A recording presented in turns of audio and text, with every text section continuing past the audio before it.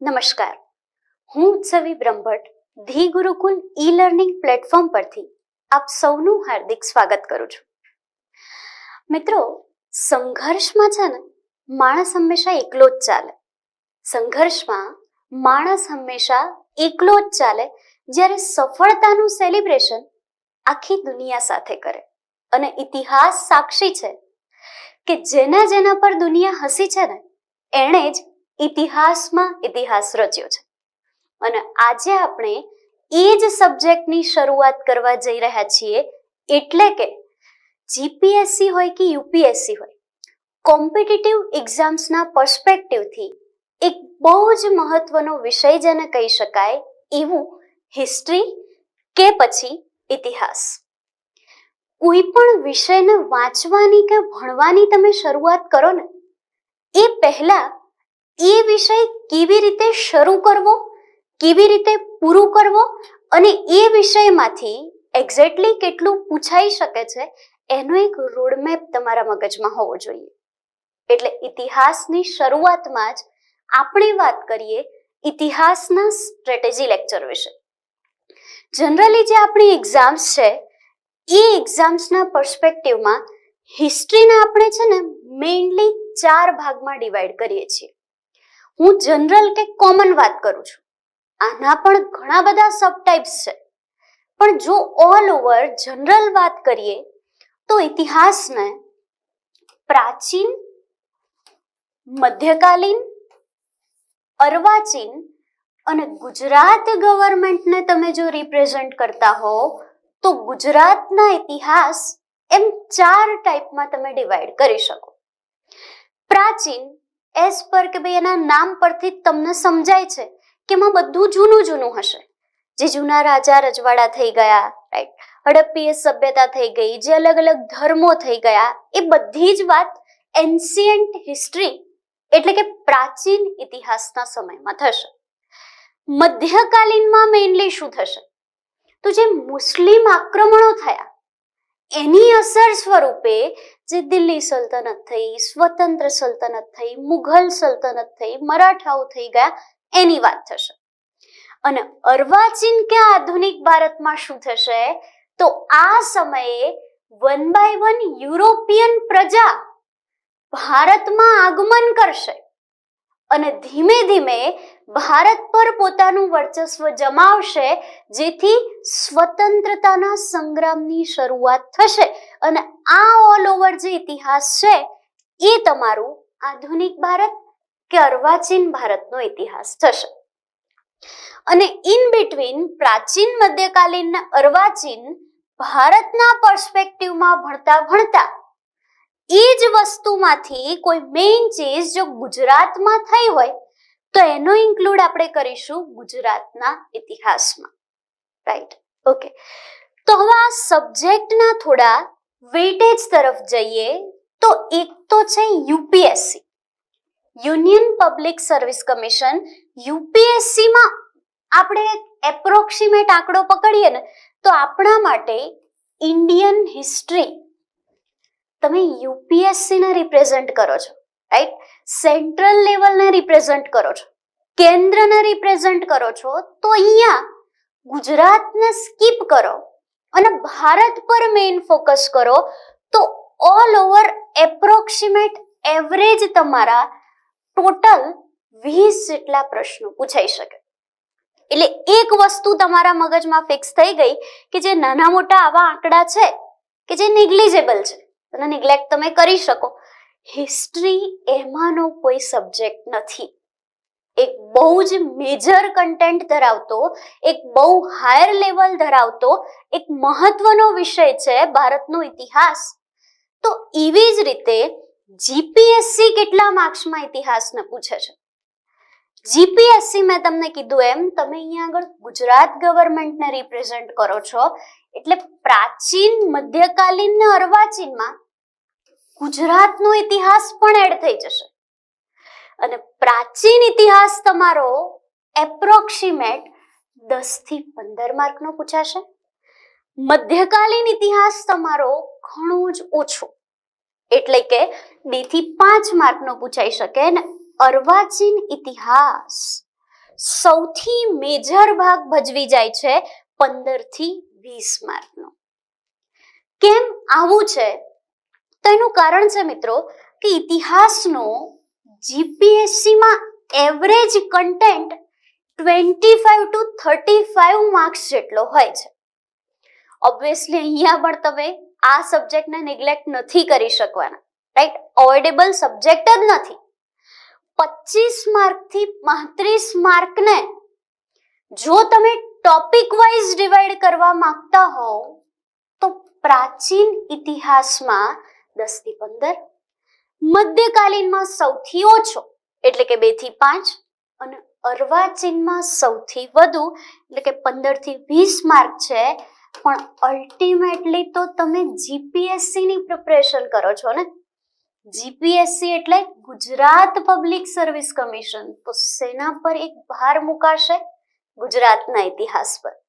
અને એ તમારે એપ્રોક્સિમેટ 5 થી 10 માર્ક સુધીનો કવર થઈ શકે છે, રાઈટ? ઓકે, તો આ વિષયની શરૂઆત કેવી રીતે કરવી, આ વિષય કેવી રીતે ભણવો અને કરંટ એક્ઝામ પદ્ધતિ જે છે એના સંદર્ભમાં એને કેવી રીતે ઇમ્પ્લિમેન્ટ કરવું, એ જોતા પહેલા કયા કયા ટોપિક્સ આપણે કવર કરવાના છીએ એની વાત કરીએ. આપણે સૌથી પહેલા શરૂઆત કરીશું પ્રાચીન ઇતિહાસથી. ઓબ્વિયસલી પ્રાચીનથી જ શરૂ કરીશું ને. જસ્ટ મેં હમણાં વાત કરી કે પ્રાચીન, મધ્યકાલીન, અર્વાચીન 3 મુખ્ય ભાગ પડે છે. પ્રાચીનમાં ઇતિહાસની શરૂઆત થશે હડપ્પીયન સભ્યતા એટલે કે સિંધુ ખીણની સભ્યતાથી. પછી આવશે વૈદિક ધર્મ, હિન્દુ ધર્મ, બ્રાહ્મણ ધર્મ, બરાબર?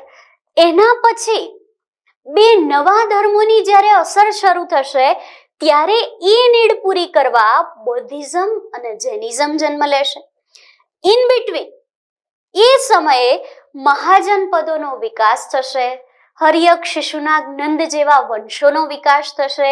એ જ દરમિયાન ઈરાની અને યુરોપિયન બંને આક્રમણો ભારત પર થશે અને એ બધામાંથી ભારત એક મહાસામ્રાજ્ય બનવા તરફ આગળ વધશે અને ભારતમાં મૌર્ય અને ગુપ્ત જેવા મહાન સામ્રાજ્યનો વિકાસ થશે, રાઈટ? ઓકે, આ બધાની સાથે જ કનિષ્ક જેવા કુષાણ વંશી રાજાઓ, પુષ્યભૂતિ વંશના હર્ષવર્ધન અને દક્ષિણ ભારતના રાજવંશો પણ ક્યાંક ને ક્યાંક આપણે એન્શિયન્ટ એરામાં કવર કરવાના રહેશે. ઓકે, નેક્સ્ટ છે મધ્યકાલીન. તો મધ્યકાલીનમાં મેં તમને કીધું એમ કે ભાઈ એ સમયે મધ્યકાલીન ઇતિહાસ શરૂ થયો એ સમયે વિદેશી આક્રમણો, ખાસ કરીને મુસ્લિમ આક્રમણો ભારત પર ઘણા બધા થયા અને એ સમય દરમિયાન દિલ્હી સલ્તનત સ્થપાઈ, દક્ષિણ ભારતમાં વિજયનગર અને ઓલ ઓવર ભારતમાં મુઘલ સામ્રાજ્યનો વિકાસ થયો. એ સમયના અમુક કુરિવાજો, રીતિ રિવાજો, અંધશ્રદ્ધાઓ આ બધાને ડામવા માટે, ખોટી ભક્તિથી સાચી ભક્તિ તરફ લઈ જવા માટે અમુક સંતો એ સમયે થઈ ગયા. એટલે કે ભક્તિ આંદોલન અને સૂફીવાદનો વિકાસ થયો. ગુજરાતના પર્સપેક્ટિવમાં થોડી વાત કરીએ તો ગુજરાતમાં ચાવડા છે, એનો સુવર્ણ યુગ કહી શકાય એવો સોલંકી યુગ છે, વાઘેલા વંશ છે, એવા કેટલાય રાજવંશો આપણે જોઈશું.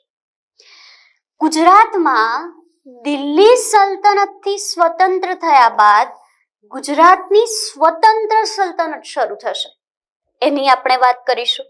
અને મુઘલો અને મરાઠાઓના શાસન દરમિયાન ગુજરાતમાં ગાયકવાડી શાસન અને વોકર કરારનું મહત્વ પણ આપણે જોઈશું. આ થઈ ગઈ મધ્યકાલીન ઇતિહાસની વાત. હવે આપણે અર્વાચીન તરફ જઈએ, આધુનિક તરફ જઈએ. તો મેં તમને શરૂઆતમાં જ કીધું કે ભાઈ યુરોપિયન કંપનીઓ, યુરોપિયન પ્રજા 1 by 1 ભારતમાં પગ પેસારો કરશે. 1 by 1 ભારતમાં આ બધી કંપનીઓ આવશે. એટલે એમના ગવર્નર જનરલ્સ, ગવર્નર્સ, વાઇસરોયસ આ બધા થઈ જશે એમની માહિતી. પ્રારંભિક એટલે કે ઇનિશિયલ બેઝ પર એમના સામેની એક મહત્વની ચળવળ એટલે કે ભારતમાં 1857નો સ્વાતંત્ર્ય સંગ્રામ થશે. એ જ દરમિયાન ભારત અને ગુજરાતમાં સામાજિક સુધારાના, ધાર્મિક સુધારાના આંદોલનોની શરૂઆત થશે. આગળ વધીએ તો ભારતની સ્વતંત્રતા માટેની ચળવળ શરૂ થશે. ભારતના અને ગુજરાતના ક્રાંતિકારીઓ વિદેશમાં પણ આ ચળવળો ચલાવશે. ભારતમાં પણ એક નવા યુગની શરૂઆત થશે, કારણ કે મહાત્મા ગાંધીનું આગમન થશે. એ ઘણા બધા અલગ અલગ સત્યાગ્રહ અને અહિંસા આ બંને નામના શસ્ત્ર આપીને ભારતની પ્રજાને સ્વતંત્રતા તરફ પ્રેરશે. એ જ દરમિયાન સૌરાષ્ટ્ર, કચ્છ અને ગુજરાતના દેશી રાજ્યો પણ આપણે જોઈશું. અને સાથે જ સ્વતંત્રતા ચળવળમાં જ્યારે સ્વતંત્રતા પ્રાપ્ત થશે પછી જે અલગ અલગ સ્ટેટ્સ છે એના એકત્રીકરણમાં લોખંડી પુરુષ સરદાર વલ્લભભાઈ પટેલની પણ ભૂમિકા જોઈશું. એની સાથે જ ડોક્ટર બાબા સાહેબ આંબેડકર અને આઝાદી પછીના ભારત, એમાં પણ જીપીએસસી ને રિલેટેડ એક મહત્વનો ટોપિક એટલે કે મહાગુજરાત આંદોલનની અગત્યની ઘટનાઓ વિશે વાત કરીશું. આ વાત થઈ ગઈ કે આપણે કેવા કેવા પ્રકારના ટોપિક્સને કવર કરીશું.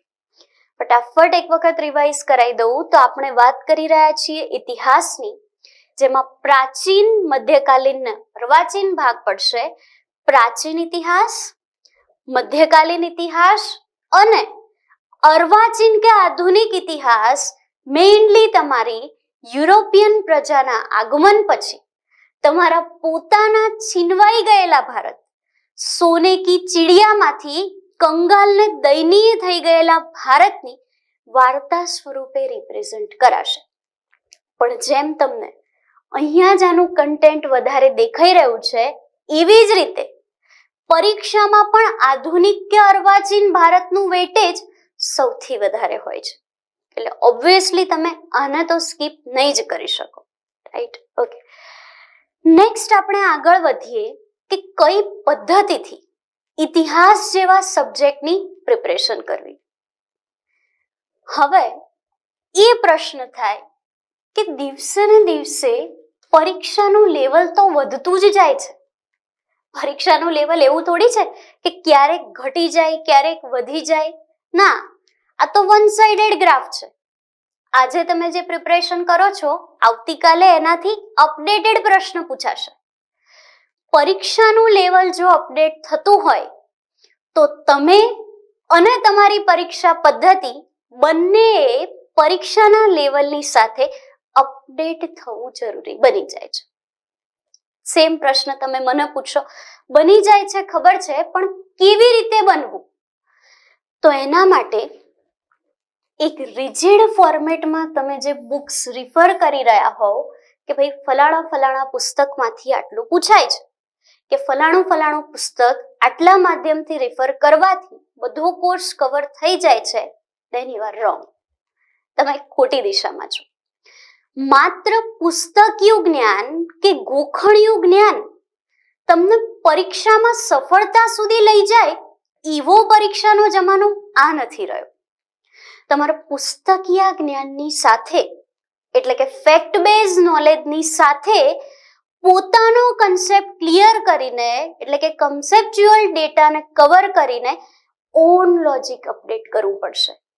પોતાનું અલગ લોજિક અપડેટ કરવું પડશે અને એ અપડેટેડ લોજિકલ નોલેજમાં જ્યારે તમારો અપડેટેડ ફેક્ટ બેઝ ડેટા મળશે ત્યારે તમે દિવસે ને દિવસે રાઇઝિંગ એક્ઝામ લેવલના ગ્રાફને પહોંચી વળશો.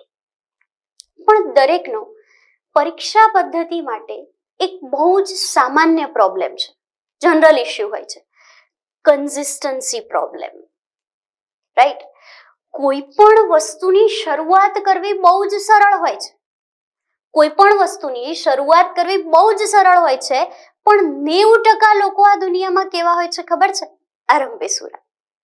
જેવી શરૂઆત કરી એટલે દિવસના 12, 18 કલાક વાંચશે. 15 દિવસ થાય 2 કલાક ઘટે, મહિનો દિવસ થાય હજી 2 કલાક ઘટે, અને દશેરાના દિવસે જ્યારે ઘોડું દોડાડવાનું હોય એ જ દિવસે ઘોડો ઘરે આરામથી સૂતો હોય. એક્ઝેક્ટલી આ જે પ્રોબ્લેમ છે દરેકનો જનરલ કન્સિસ્ટન્સી પ્રોબ્લેમ છે. શા માટે આવું થાય? તો શરૂઆત કરવી હંમેશા સરળ હોય છે, પણ એ જ વસ્તુને વળગી રહેવું, એના ફ્લોમાં શરૂઆતથી લઈને એન્ડ સુધી એ જ માધ્યમથી ચાલતા રહેવું દરેક લોકો માટે ટફ થઈ જાય છે. એટલે આ કોમ્પિટિટિવ એક્ઝામ્સમાં જો સૌથી મહત્વનું કોઈ ફેક્ટર હોય તો એ છે પેશન્સ, ધૈર્ય.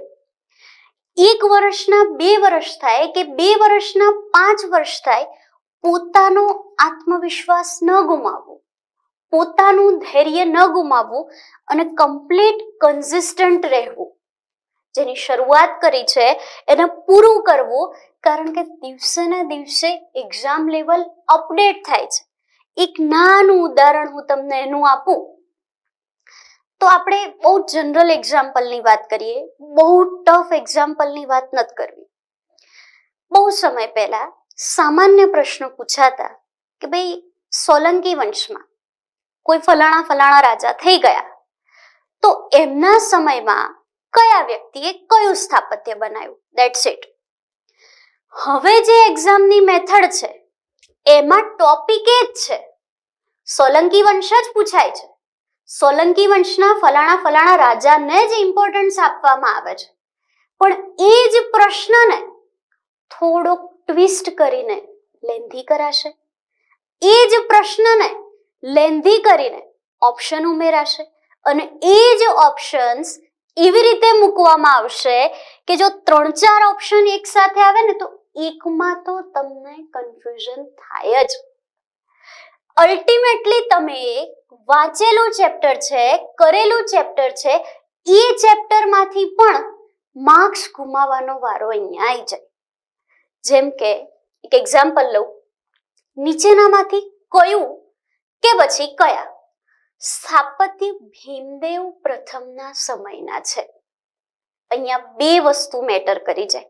જો એક તો એક્ઝામનું લેવલ થોડું અપડેટ થઈ ગયું છે, એટલે તમારે બુક્સ કે પછી રીડિંગ મેથડ પણ અપડેટ કરવાની છે, ફેક્ટ્સ પણ અપડેટ કરવાના છે, અને બીજું છે લોજિક, પોતાનું ઓન લોજિક. પોતાની જાતે જે પરીક્ષાને ક્રેક કરવાની વૃત્તિ છે, ઇન્સ્ટિંક્ટ છે, એના પર અહીંયા વિજય મેળવવાની વાત આવી. કેવી રીતે આવી? સિમ્પલ, તમે સોલંકી વંશ વાંચીને પરીક્ષા આપવા ગયા છો, મને ખબર છે. કેમ? તો કે ગુજરાતના ઇતિહાસનો સુવર્ણયુગ છે અને તમે તો જીપીએસસી ને રિપ્રેઝન્ટ કરો છો, તો તમને તો સોલંકી યુગ આવડવાનો જ છે. અને એમાંય સ્થાપત્ય કલાનો સૌથી શોખીન રાજા ભીમ બાણાવળી, ભીમદેવ પ્રથમની વાત છે, તો એ પણ તમને આવડવાનું જ છે. પણ 90% લોકો આ પ્રશ્નને કેવી રીતે જોશે ખબર છે? કે ભાઈ નીચેનામાંથી કયું કે કયા સ્થાપત્યો ભીમદેવ પ્રથમે બનાવેલા છે. એવી રીતે નહીં જોવે કે ભીમદેવ પ્રથમના સમયના છે. સમજાય છે પ્રશ્ન? હવે એમાં પહેલો જ ઓપ્શન છે કે ભાઈ સોમનાથનું મંદિર, ડન. બીજો છે આબુ પરની વિમલ વસહી, અને ત્રીજો છે મોઢેરાનું સૂર્ય મંદિર. હું અહીંયા મારી રીતે તમને એક નાનું બીજો ઓપ્શન એડ કરું, રાણકી વાવ. સૂર્ય મંદિર અને રાણકી વાવ બંને, બરાબર? ઓકે. હવે તમારા મગજમાં કેવું લોજિક ડેવલપ થશે? ઓવર લોજિક કે ભાઈ હા, ભીમદેવ પ્રથમના સમયમાં ગજનીનું આક્રમણ થયું હતું મેડમ, સાચી વાત છે. ગજનીએ સોમનાથ મંદિર તહેસ નહેસ કરી નાખ્યું હતું અને એ સોમનાથનું પુનઃ નિર્માણ ભીમદેવ પ્રથમ એટલે કે ભીમ બાણાવળીએ કરાયું હતું, સાચી વાત છે. પહેલો ઓપ્શન સાચો છે. આબુ પર વિમલ વસહી, ના ના ના મેડમ, આબુ પર વિમલ વસહી ભીમદેવે નથી બનાવડાઈ. ભીમદેવે તો આબુ જીત્યું તું ને, આબુ જીતીને વિમલ મંત્રીને ત્યાં આગળ નિમણૂક કરી હતી ને. વિમલ મંત્રીએ આબુ પર એક આદિનાથનું સરસ સુંદર મંદિર બનાવડાયું હતું ને. તો આ તો વિમલ મંત્રીએ બનાવડાવેલું છે, ભીમદેવ પ્રથમે નથી બનાવડાવેલું. એટલે તમારું લોજિક અહીંયા ફેલ ગયું. તમે શું વિચાર્યું કે કયા કયા સ્થાપત્યો ભીમદેવ પ્રથમે બનાવડાવેલા છે અને નેક્સ્ટ મોઢેરાનું સૂર્ય મંદિર. હા મેડમ ખબર છે, મોઢેરાનું સૂર્ય મંદિર ભીમદેવે બનાવડાવ્યું છે. Okay done. તો તમારા માટે છે ને ભીમદેવે બનાવેલા સ્થાપત્યોમાં એક સોમનાથ ને એક મોઢેરા, આ બે જ સાચા પડ્યા. તમે ફેલ ક્યાં ગયા ખબર છે? તમે એવું વિચાર્યું કે ભાઈ આ તો વિમલ મંત્રીના સમકાલીન છે એટલે ભીમદેવે નથી બનાવડાવ્યું, અને આ તો ઉદયમતીના સમકાલીન છે, ભીમદેવની પત્ની ને, એટલે એ તો ભીમદેવની પત્નીએ બનાવડાવ્યું છે. અરે ભાઈ, ભીમદેવની પત્નીએ બનાવડાવ્યું હોય કે ભીમદેવના મંત્રીએ બનાવડાવ્યું હોય, પ્રશ્નમાં શું પૂછ્યું છે કે કયું કે કયા સ્થાપત્યો, આ બધા જ સ્થાપત્યો ભીમદેવ પ્રથમે બનાવડાવેલા છે એમ નથી પૂછ્યું. ભીમદેવ પ્રથમના સમયના છે કે ભીમદેવ પ્રથમ સિવાયના કોઈ રાજાના સમકાલીન છે એવું પૂછ્યું છે. હવે જો આ વિમલ મંત્રી ભીમદેવનો મંત્રી હોય તો ઓબ્વિયસલી એણે બનાવેલું સ્થાપત્ય ભીમદેવ પ્રથમનું જ ગણાય ને. કંઈ પણ સારું થશે તો પણ જશ તો અલ્ટિમેટલી રાજાનો જ છે, કંઈ પણ ખરાબ થશે તો પણ અપજશ પણ અલ્ટિમેટલી રાજાને જ મળવાનો છે ને. Simple as that. ભલે ને ઉદયમતીએ રાણકી વાવ બનાવડાવી, પણ બની કોના સમયમાં? ઉદયમતી તો રાણી છે, રાજમાતા છે. બની કોના સમયમાં? તો કે ભીમદેવ પ્રથમના સમયમાં. એટલે અલ્ટિમેટલી આવા બધા જે તમારા પ્રશ્નો છે, આ બધા પ્રશ્નો તમારા અપડેટેડ લોજિકલ નોલેજને રિપ્રેઝન્ટ કરશે, ના કે તમે પુસ્તકીય કીડાની જેમ ગોખેલું જ્ઞાન ત્યાં આગળ જઈને પીરસવા માંડો તો એ એને રિપ્રેઝન્ટ નહીં કરે. એવું જ એક હું તમને બીજું એક્ઝામ્પલ આપું કે ભાઈ specialisation in a particular subject. તમારે છે ને કોઈ વિષય રટવા નથી બેસવાનું, તમારે એ વિષયને ભણાવવાનો નથી. એક જ વિષયને શરૂ કરી દીધો, મારો ફેવરેટ સબ્જેક્ટ છે, મેં આ સબ્જેક્ટમાં ગ્રેજ્યુએશન કર્યું છે, હું એમાં પીએચડી કરી નાખીશ, એકાદ બે સબ્જેક્ટ નિગ્લેક્ટ કરી દઈશ ને એક સબ્જેક્ટ બહુ સ્ટ્રોંગ કરી દઈશ. ના, આવું ક્યારેય ન કરાય.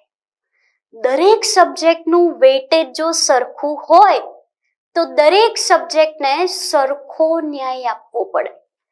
તમારે અહીંયા આગળ તમારું પીએચડી નું સર્ટિફિકેટ નથી બતાવવાનું, ખાલી કેટલા ડીપમાં તમારી જોડે નોલેજ છે અને એ નોલેજને તમે કેટલા પ્રેશરમાં ઇમ્પ્લિમેન્ટ કરી શકો છો, કેટલું લોજિક એ પ્રેશરમાં જનરેટ કરી શકો છો, એ પ્રમાણે બતાવવાનું છે. એટલે ઇતિહાસ લઈને બેઠા તો ઇતિહાસમાં જ પીએચડી કરી નાખવાની ખોટી વસ્તુ છે.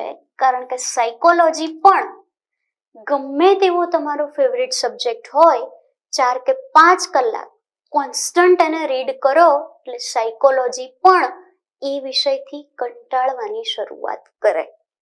રાઈટ? તમારે હંમેશા વિષયોની અદલા બદલી કરીને રીડિંગ કરતું રહેવું જોઈએ અને એની સાથે જ ટાઈમ અને સ્કિલનું મેનેજમેન્ટ. રાઈટ? હાર્ડ વર્ક કરો પણ સાથે જ સ્માર્ટ વર્ક પણ કરો. કેમ? તો કે હવેની પરીક્ષા પદ્ધતિમાં ઇતિહાસ જેવો જે નોર્મલ સબ્જેક્ટ આપણે કહી શકીએ કે ભાઈ એમાં કોઈ ખાસ કરંટ અફેર ના હોય. મૌર્યવંશ પતી ગયો, રાઈટ? તો મૌર્યવંશમાં ચંદ્રગુપ્ત મૌર્ય, સમ્રાટ અશોક, બિંદુસાર એ બધા હવે ફિનિશ થઈ ગયા છે. એમનું કોઈ અપડેશન કે એમનું કોઈ કરંટ અફેર ન હોય, તેમ છતાં ઇતિહાસ જેવા વિષયને પણ અપડેટ કરાયો છે. જેમ કે પહેલા સિમ્પલ હતું કે ભાઈ આપણે પોરસનું, જે સમય સિકંદરનું આક્રમણ થયું ત્યારે પોરસનું ને સિકંદરનું યુદ્ધ આપણે જોતા હતા કે ભાઈ સિકંદર અને પુરુ વચ્ચેનું યુદ્ધ, સંઘર્ષ. એ જ વિષયને અહીંયા આગળ એટલો બધો સ્ટ્રેચ કરાશે. એક નોર્મલ સબ્જેક્ટ છે, એક નોર્મલ ટોપિક છે, એક ઈઝી કન્ટેન્ટ છે. આ ઈઝી કન્ટેન્ટ તમે વાંચીને ગયા છો, સમજીને ગયા છો, પણ આટલો મોટો પ્રશ્ન ચિંગમની જેમ કેમ ખેંચવામાં આવ્યો? તમારું ટાઈમ મેનેજમેન્ટ ચેક કરવા માટે.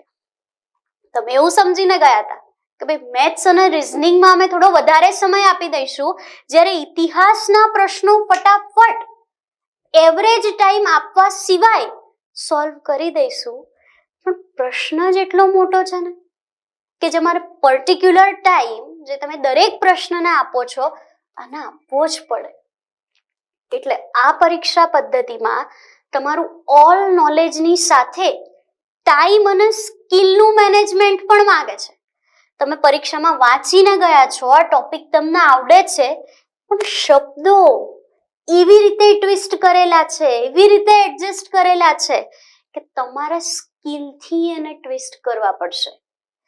એટલું બધું લેન્ધી બનાવી દીધો છે વન લાઇનર પ્રશ્ન કે તમારે ટાઈમનું મેનેજમેન્ટ રાખવું પડશે. તમે અડધી મિનિટના બદલે જો આ ટોપિકની પાછળ 1 મિનિટ આપી બેઠા તો 100% પાછળ બીજા વિષયોમાં તમને લોસ થવાનો જ છે, રાઈટ? જેમ કે એલેક્ઝાન્ડરે ભારત પર આક્રમણ કર્યું ત્યારે આંભી તક્ષશિલાના રાજા હતા. એક વિઝન વિચારવાનું શરૂ કર્યું. ઓકે, પોરસનું રાજ્ય ઝેલમ અને ચિનાબ વચ્ચે હતું. બીજી આખી અલગ જ વાત ચાલુ થઈ ગઈ. ઝેલમના કિનારે એલેક્ઝાન્ડરે બુકાફેલા શહેરની સ્થાપના કરી. ત્રીજી વસ્તુ, સિકંદરે આટલા નગરોની સ્થાપના કરી, તેમાં આ ક્યાં હતું? અને ચોથી વસ્તુ, 2 લાખ બળદ ભારતથી મેસેડોનિયા મોકલ્યા હતા. 2 લાખ હતા, 2.5 લાખ હતા, બળદ જ હતા, બકરી હતી, પશુ હતા, યાદ નહીં. એક્ઝેક્ટલી આ જે કન્ફ્યુઝન ક્રિએટ થઈ ને મગજમાં, આવડતો હતો ટોપિક તેમ છતાં, કરીને ગયા હતા ટોપિક તેમ છતાં જે કન્ફ્યુઝન ક્રિએટ થઈ ને, એ કન્ફ્યુઝન તમારું ટાઈમ મેનેજમેન્ટ જોવા માટે અને એની જ સાથે તમારી ઓન સ્કિલને જોવા માટે ક્રિએટ થઈ. અને આ સબ્જેક્ટને પૂરો પાડવા માટે, આ સબ્જેક્ટમાં આગળ વધવા માટે, આ સબ્જેક્ટને સરળતાથી સમજવા માટે કઈ કઈ પુસ્તકો રેફર કરવી, તો ઓબ્વિયસલી અમારું ધી ગુરુકુલનું હિસ્ટ્રીનું જે લેક્ચર કન્ટેન્ટ છે, લેક્ચર સિરીઝ છે, એ અને એની નોટ્સ.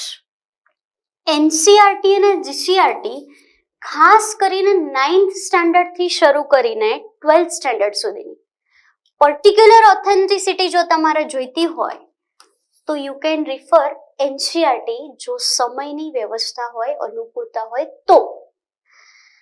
આધુનિક ભારત માટે તમે બિપિનચંદ્ર રિફર કરી શકો. સ્પેક્ટ્રમ તો ઓલ ઓવર હિસ્ટ્રી માટે છે જ.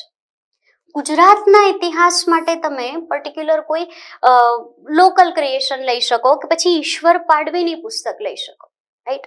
આ સિવાય પણ ઘણા બધા ઇતિહાસના પુસ્તકો છે જેને તમે રિફર કરી શકો છો.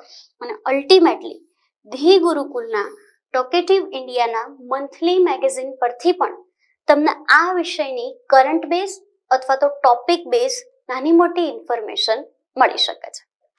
તો હવેથી આપણે શરૂ કરીશું ઇતિહાસની લેક્ચર સિરીઝ, અને અમારી સાથે જોડાયેલા રહો. સાંભળવા બદલ ખૂબ ખૂબ આભાર.